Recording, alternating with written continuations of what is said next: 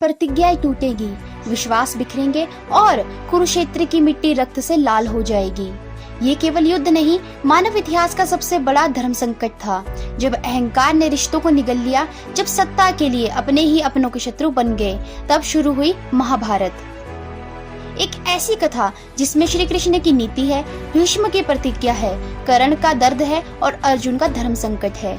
हम महाभारत की कथा को विभिन्न भागों के माध्यम से जानेंगे। आज के प्रथम भाग में आप सभी दर्शकों का स्वागत है। तो आइए बिना वक्त गवाए अपनी कथा की शुरुआत करते हैं।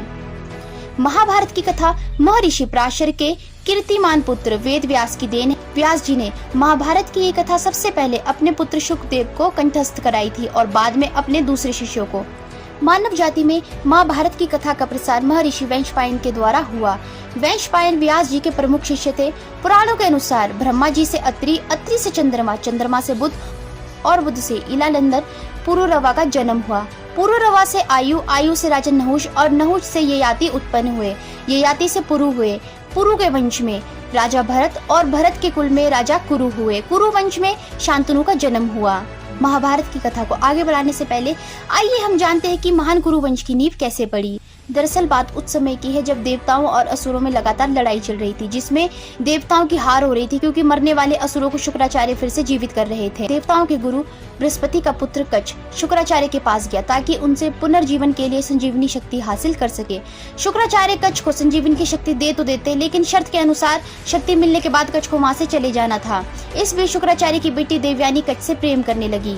कच्छ जाने ही वाला था कि देवयानी ने उनसे न जाने की प्रार्थना की, मगर कच्छ ने रुकने से इनकार कर दिया और चला गया। देवयानी की एक पक्की सहेली थी शर्मिष्ठा, जो असुरों के राजा विश्वपर्वा की बेटी थी। एक बार एक ऐसी घटना हुई जिसने एक तरह से कुरु वंश को जन्म दिया। एक दिन दोनों युवतियां स्नान करने के लिए नदी तक गई। शर्मिष्ठा असुरों की राजकुमारी थी और देवयानी गुरु शुक्राचार्य की बेटी थी।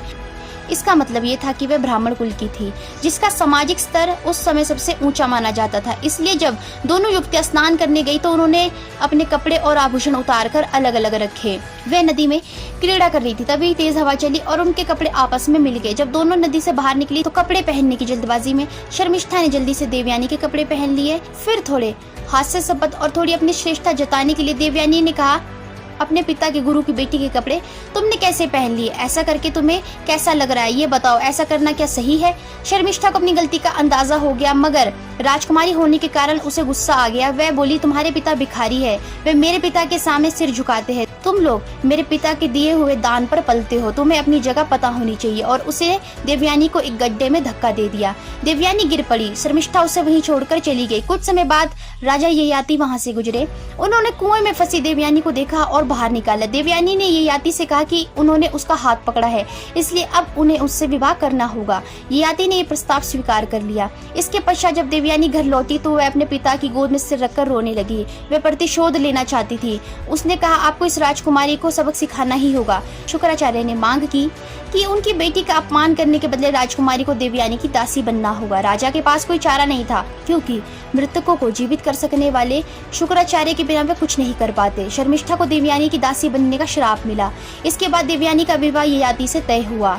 उसने आग्रह किया कि शर्मिष्ठा उसकी खास दासी बनकर उसके साथ उसके ससुराल जाएगी।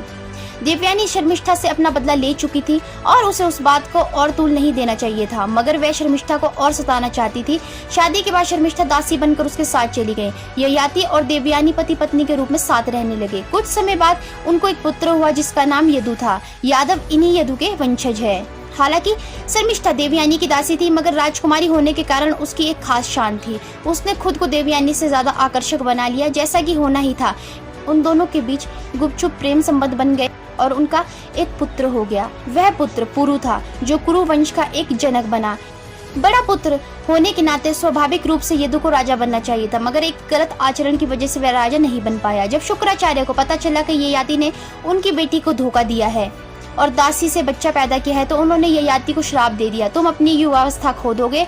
श्राप के कारण ययाति बूढ़ा हो गया। वह परिस्थिति से समझौता नहीं कर पा रहा था। जब यदु युवा हुआ तो ययाति ने उससे पूछा, तुम मुझे अपनी जवानी दे दो और कुछ साल तक उसका सुख भोगने दो, फिर मैं उसे वापस तुम्हें दे दूंगा। यदु ने कहा, ऐसा नहीं हो सकता, आपने पहले मेरी माँ को धोखा दिया, अब आप मेरी जवानी लेकर मुझे छलना चाहते हैं, मैं ऐसा नहीं करूंगा।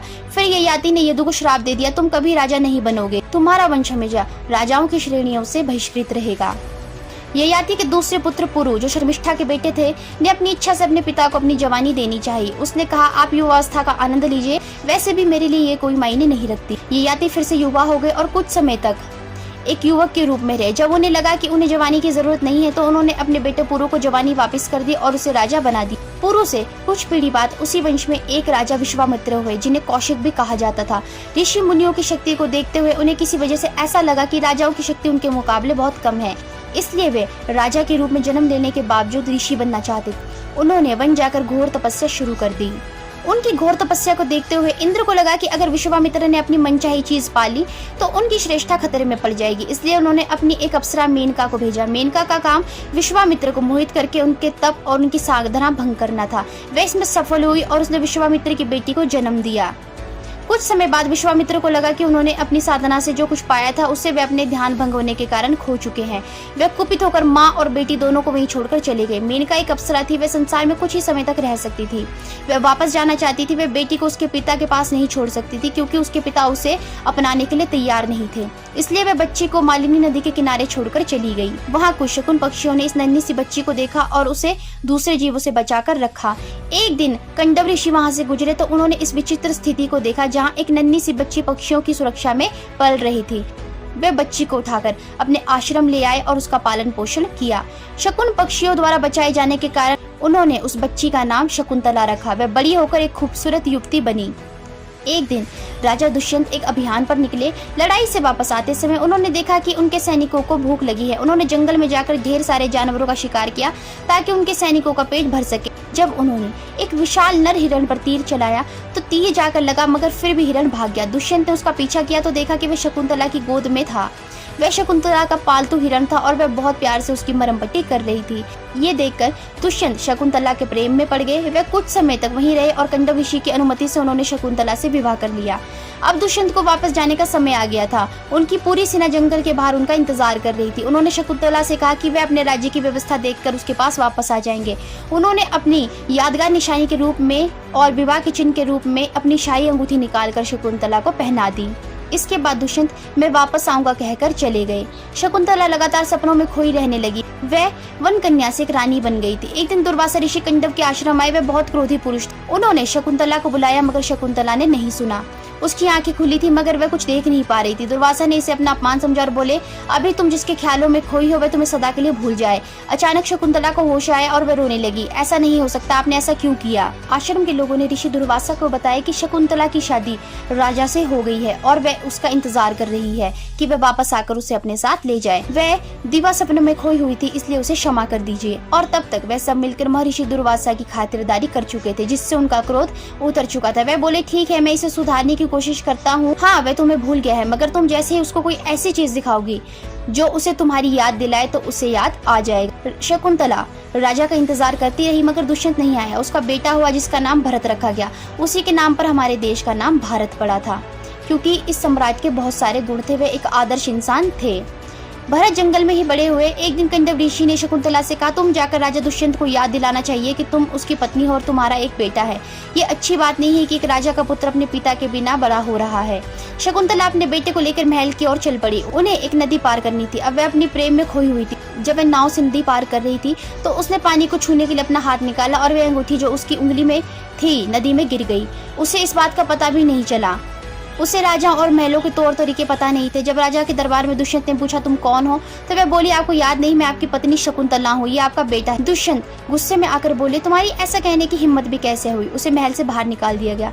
वह समझ नहीं पा रही थी कि क्या हुआ। वह मुझसे इतने प्रेम करते थे और अब मुझे पूरी तरह भूल चुके हैं। वह निराश होकर वापस चली गई। पहली बार उसका सामना समाज से हुआ था और उसका नतीजा ऐसा निकला था। जब शकुंतला की अंगूठी उस तालाब में गिर गई थी तब एक मछली ने उस अंगूठी को निगल लिया था। शकुंतला के महल से निकल जाने के बाद वो मछली एक मछुआरे के जाल में आ गई, जिसके पेट से वो अंगूठी निकली। मछुआरे ने वो अंगूठी कीमती समझकर राजा दुष्यंत को भेंट दे दी। राजा दुष्यंत ने जब वह अंगूठी देखी तो उन्हें सब कुछ याद आ गया। महाराज दुष्यंत बहुत पछताए। कुछ समय बाद इंद्रदेव के निमंत्रण पर वह देवों के साथ युद्ध करने के लिए राजा दुष्यंत इंद्र नगरी अमरावती गए। युद्ध के बाद जब वे आकाश मार्ग से वापस लौट रहे थे तभी उन्हें रास्ते में कंडव ऋषि के आश्रम में एक सुंदर बालक खेलता देखा। वो बालक शकुंतला का ही पुत्र था। जब उस बालक को राजा दुष्यंत ने देखा तो उसे देखकर उसके मन में प्रेम उमड़ आया और वे जैसे ही उस बालक को गोद में उठाने के लिए खड़े हुए तो शकुंतला की सखियों ने चेताया कि राजन, आप इस बालक को छुएंगे तो इसकी भुजा में बंधा काला डोरा सांप बनकर आपको डस लेगा। राजा ने इस चेतावनी पर ध्यान नहीं दिया और उस बालक को अपनी गोद में उठा लिया, लेकिन बालक को उठाते ही उसकी भुजा में बंधा काला डोरा टूट गया जो उसके पिता की निशानी थी। शकुंतला की सहेली ने सारी बात शकुंतला को बताई तो वह दौड़ती हुई राजा दुष्यंत के पास आई। राजा दुष्यंत ने भी शकुंतला को पहचान लिया और अपने किए हुए की क्षमा मांगी और उन दोनों को अपने राज्य में ले गए। भरत अत्यंत शक्तिशाली सम्राट बने, लेकिन माना जाता है कि उनके पुत्र योग्य नहीं थे, इसलिए उन्होंने ऋषि परंपरा से भरद्वाज के पुत्र भूमन्यु को उत्तराधिकारी बनाया। ये प्रथम बार था जब किसी राजा ने उत्तराधिकारी परंपरा का खंडन किया था। भूमन्यु से आगे कई पीढ़ियां चली। सुहोत्र, हस्ती आदि। हस्ती ने हस्तिनापुर नगर बसाया, इसी कारण आगे का वंश हस्तिनापुर से जुड़ गया। हस्तिनापुर केवल एक नगर नहीं था बल्कि आर्यव्रत की शक्ति, राजनीति और धर्म के केंद्र माना जाता था। आगे चलकर इसी वंश में कुरु नामक महान राजा हुए। उनके नाम पर ही कुरुवंश कहलाया और भूमि कुरुक्षेत्र प्रसिद्ध हुई। उन्होंने सत्य, तप, दया, क्षमा और धर्म को उस भूमि में स्थापित करने का संकल्प लिया। उनकी तपस्या से प्रसन्न होकर इंद्र प्रकट हुए और उनको वरदान दिया कि ये भूमि सदैव धर्म भूमि कहलाएगी। इसी कारण वह स्थान आगे चलकर कुरुक्षेत्र कहलाया। राजा कुरु के कारण पुरुवंश कुरुवंश कहलाया। हस्तिनापुर की शक्ति और प्रतिष्ठा बढ़ी। एक रोचक तथ्य यह है कि महाभारत जिस भूमि पर हुआ वह वही पवित्र कुरुक्षेत्र था जिसे राजा कुरु ने धर्म भूमि बनाया था। इसलिए महाभारत केवल युद्ध नहीं बल्कि धर्म और अधर्म की अंतिम परीक्षा मानी जाती है। राजा शांतनु कुरुवंश के अत्यंत प्रसिद्ध और प्रभावशाली राजा थे। वे आगे चलकर भीष्म के पिता बने। महाभारत की कई प्रमुख घटनाओं की शुरुआत उनके जीवन से ही मानी जाती है। उनके पिता का नाम था राजा प्रतीप। राजा प्रतीप कुरुवंश के धर्मात्मा और न्यायप्रिय शासक थे। कहा जाता है कि वे तप, धर्म और सत्य पालन के लिए प्रसिद्ध। उनके 3 पुत्र थे, देवापी, बहलिक और शांतनु। देवापी बड़े पुत्र थे लेकिन उन्होंने राजपाट छोड़कर तपस्या का मार्ग चुन लिया। बहलिक दूसरे राज्य चले गए, इसलिए राज्य की जिम्मेदारी शांतनु को मिली। महाभारत के इतिहास में राजा शांतनु का नाम अत्यंत महत्वपूर्ण माना जाता है। वह कुरुवंश के महान राजा थे और उन्हीं के जीवन से आगे चलकर महाभारत के विशाल युद्ध की नींव पड़ी। वह न्यायप्रिय, वीर, दयालु और धर्म का पालन करने वाले शासक थे। कथा के अनुसार राजा प्रतीप ने कठोर तपस्या की थी, इसलिए उनके पुत्र शांतनु में अद्भुत तेज और दिव्य गुण थे। कहा जाता है कि उनके स्पर्श से वृद्ध व्यक्ति भी शांति और युवावस्था जैसा अनुभव करता था, इसलिए उनका नाम शांतनु पड़ा। वे बचपन से ही धनुर्विद्या, युद्ध कला, राजनीति और धर्मशास्त्र में निपुण थे। समय आने पर वे हस्तिनापुर के राजा बने। एक दिन राजा शांतनु गंगा नदी के तट पर शिकार के लिए गए थे। तभी उन्होंने एक अद्भुत सुंदर स्त्री को देखा। वे वास्तव में देवी गंगा थी। उनका दिव्य सौंदर्य देखकर राजा शांतनु मोहित हो गए। उन्होंने विवाह का प्रस्ताव रखा। गंगा एक सुंदर युवती का रूप धारण की नदी के तट पर खड़ी थी। उनके सौंदर्य और नव यौवन ने राजा शांतनु को मोह लिया था। गंगा बोली, राजन, आपकी पत्नी होना मुझे स्वीकार है, पर इससे पहले आपको मेरी शर्तें माननी होगी। क्या आप मानेंगे? राजा शांतनु ने कहा, अवश्य। गंगा ने कहा, मैं आपका विवाह प्रस्ताव स्वीकार करता हूँ, लेकिन आपको एक वचन देना होगा कि आप कभी मेरे किसी कार्य में हस्तक्षेप नहीं करेंगे, ना मुझसे कोई प्रश्न पूछेंगे। राजा शांतनु ने गंगा की सारी शर्तें मान ली और वचन दिया कि वे उनका पूर्ण रूप से पालन करेंगे। समय आने पर गंगा से शांतनु के कई तेजस्वी पुत्र हुए, परंतु गंगा ने उनको जीने नहीं दी। बच्चों के पैदा होते ही वह उन्हें नदी की बहती धारा में प्रवाह कर देती थी और फिर हंसती मुस्कुराती राजा शांतनु के महल में आ जाती थी। अज्ञात सुंदरी के इस व्यवहार से राजा शांतनु चकित रह जाते। उनके आश्चर्य और शोक का पारावार न रहता। पूरा राज्य आश्चर्य और दुख में था, लेकिन कोई भी राजा से प्रश्न करने का साहस नहीं करता था। शांतनु वचन दे चुके थे, इस कारण वे मन पसीज कर रह जाते थे। 7 बच्चों को गंगा ने इसी भांति नदी की धारा में प्रवाह कर दिया। जब 8वां पुत्र उत्पन्न हुआ, गंगा उसे भी लेकर नदी की तरफ जाने लगी तो शांतनु से न रह गया। उन्होंने कहा, तुम कैसी माँ हो, अपने ही बच्चों को क्यों मार रही हो? ये घृणित व्यवहार तुम्हें शोभा नहीं देता। ये सुनते ही गंगा मुस्कुराई और बोली, मैंने इन बच्चों को नहीं मारा राजन, मैंने उन्हें एक अभिशाप से मुक्त किया है। तब शांतनु कहते हैं, कैसा अभिशाप? देवी गंगा कहती है, हाँ राजन, एक अभिशाप। मैं गंगा स्वर्ग से आई एक राजकुमारी, एक श्राप के कारण इस पृथ्वी पर जी रही हूँ और आप भी एक श्राप के कारण ये जीवन जी रहे हैं। तब महाराज शांतनु पूछते हैं, कौन सा श्राप? किसका श्राप? तब देवी गंगा कहती है, मेरे पिता ब्रह्मा का श्राप। इस पर राजा शांतनु कहते हैं, मुझे पूरी कहानी बताओ रानी। तब गंगा बताती है, आप पिछले जन्म में राजा महाभिषेक थे। भगवान इंद्र आपके मित्र थे। आप इंद्र के दरबार में स्वर्ग की अप्सराओं का नृत्य देखने आए थे। एक दिन मैं अपने पिता भगवान ब्रह्मा के साथ वहाँ आई। आप भी वहाँ थे। आपने मुझे देखा, मैंने आपको देखा। हम एक दूसरे में खो गए थे। तभी एक हल्की सी हवा ने मेरा आंचल उड़ा दिया। वहाँ मौजूद सभी लोगों ने अपनी निगाहें फेर ली, लेकिन आप मुझे देखते रहे और मैं आपको। इससे मेरे पिता क्रोधित हो गए और उन्होंने हमें पृथ्वी पर पुनर्जन्म लेने का श्राप दिया। चूंकि आपने वचन तोड़ दिया इसलिए मैं श्राप से मुक्त हो गई हूँ। इसका मतलब है कि अब मेरे लिए आपको छोड़कर जाने का समय आ गया है। इस पर राजा शांतनु पूछते हैं, मेरे उन 7 पुत्रों का क्या हुआ जो मर गए? क्या वे देवताओं के हाथों के चौसर की गोटियां मात्र थे? इस पर गंगा कहती है, आर्य पुत्र द्वेष मत रखिए। आपके पुत्र वसु थे जिन्हें ऋषि वशिष्ठ ने पृथ्वी पर पुनर्जन्म लेने का श्राप दिया था। एक समय 8 वसु अपनी पत्नियों के साथ भ्रमण कर रहे थे। उनमें से एक वसु की पत्नी ने ऋषि वशिष्ठ की दिव्य गाय नंदनी को देखकर उसे प्राप्त करने की इच्छा जताई। वसुओं ने मिलकर वे गाय चुरा ली। ऋषि वशिष्ठ को जब ये पता चला तो उन्होंने क्रोधित होकर 8 वसुओं को श्राप दिया, तुम सबको मनुष्य योनि में जन्म लेना पड़ेगा। वसुओं ने क्षमा मांगी। तब ऋषि ने कहा, 7 वसु पृथ्वी पर अल्प समय रहेंगे, लेकिन मुख्य दोषी वसुओं को लंबा समय मानव जीवन जीना होगा। वसुओं ने देवी गंगा से प्रार्थना की कि वह पृथ्वी पर उनकी माता बने और जन्म लेते ही उन्हें मुक्त कर दे। गंगा ने उनकी प्रार्थना स्वीकार कर ली। देवी गंगा कहती है, मैंने 7 को जन्म लेते ही मुक्त कर दिया, लेकिन 8वां वसु अधिक दोषी था, इसलिए उसे पृथ्वी पर लंबा जीवन जीना होगा। ये आखिरी वसु अभी तक श्राप से मुक्त नहीं हुआ है, इसे इसके साथ ही जीना होगा। अब मैं आपसे विदा लेती हूँ आर्यपुत्र। तब महाराज शांतनु कहते हैं, लेकिन कम से कम मेरे बेटे को मेरे साथ छोड़ दीजिए। इस पर देवी गंगा कहती है, राजन अभी के लिए मैं इसे अपने साथ ले जाऊंगी और उचित समय आने पर उसे आपको लौटा दूंगी। मैंने इसका नाम देवव्रत रखा है, लेकिन कौन जाने भविष्य में इसका नाम क्या होगा। तो मित्रों, अभी तक की कथा में हमने जाना कि कुरु वंश की नींव कैसे पड़ी, राजा शांतनु और गंगा का विवाह किस प्रकार हुआ और किस प्रकार देवी गंगा ने 7 पुत्रों को श्राप मुक्त किया। महाराज शांतनु के वचन तोड़ने से किस प्रकार देवी गंगा ने अपने 8वें पुत्र को पानी में ना बहाकर जीवित रखने का निश्चय किया और देवव्रत का नाम दिया और अपने साथ लेकर चली गई, ताकि उचित समय आने पर उन्हें एक योग्य और महान पुत्र बनाकर लौटा दे। तो मित्रों, आज के इस पाठ को हम यही समाप्त करते हैं। अगले भाग में हम देवव्रत और महाराज शांतनु की प्रथम भेंट की कथा के बारे में जानेंगे। तब तक आप हमारे चैनल के साथ बने रहिएगा और अगर आपको ये वीडियो अच्छी लगी होगी तो वीडियो को लाइक करके चैनल को सब्सक्राइब करके बेल आइकन को प्रेस कर दीजिएगा और कमेंट करके जरूर बताइएगा कि आपको हमारी अभी तक की कथा कैसी लगी। धन्यवाद।